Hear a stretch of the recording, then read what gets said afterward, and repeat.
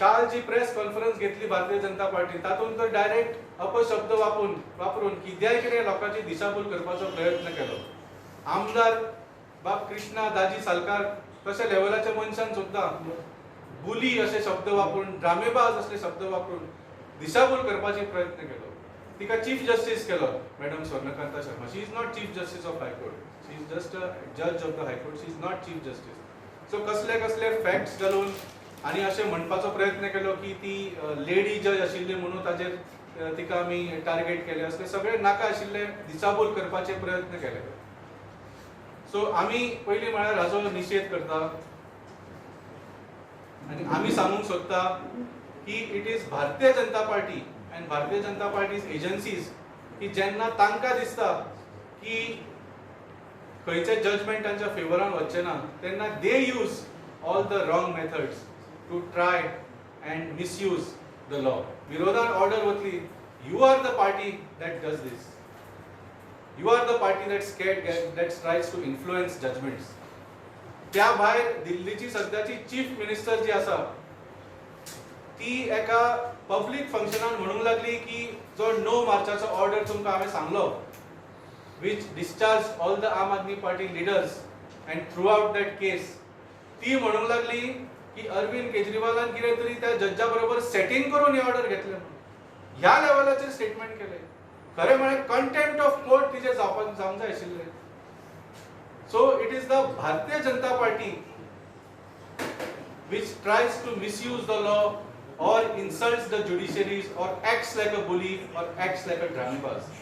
So आमकां इतलेच म्हणपाचें आशिल्लें आज. काल जी प्रेस कॉन्फरन्स घेवन लोकांची दिशाभूल करपाची तुम्ही प्रयत्न केला ताचो आमी निशेध करता. Facts are in front of the people आणि जे हांवें तुमकां फॅक्ट्स सांगले दोन फॅक्ट्स which is that एक म्हळ्यार जज्जाची भुरगीच are working under the opposing advocate. This is a fact which even the Justice Swarnakanta Sharma herself has not denied. She has admitted in her verdict.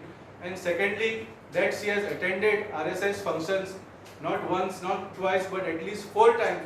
That also she has admitted. She has not denied.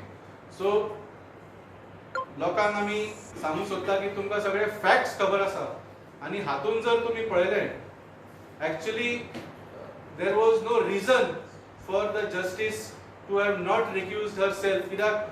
If the case is to be judged on only facts, then the facts would not change. Facts would remain the same. Any other judge would have looked at the facts the same way. So जर तुमचे facts जर strong आशिल्ले जाल्यार म्हाका दिसता there should not have been any problem in this recusal verdict being different than what it came. Separate body, executive is separate, legislature is separate. आज तुम्ही सगळ्या ऑर्गनायजाक इंडिपेंडेंटली तुम्ही इन्फ्लुअन्स करपाक सोदता. ईडी धाडटा, सीबीआय धाडटा, पुलीस धाडटा. वापरा. these are central agencies and these are your agencies which are misused to control these independent organization. I see election commission वास्ते इतलेशे लोकांचे नांव कट करून उडयला. आख्या गोंयभर लोकांचे जितले कितले वर्सां ते वोटिंग करीता सगळ्यांचे नांव कट करून उडयला.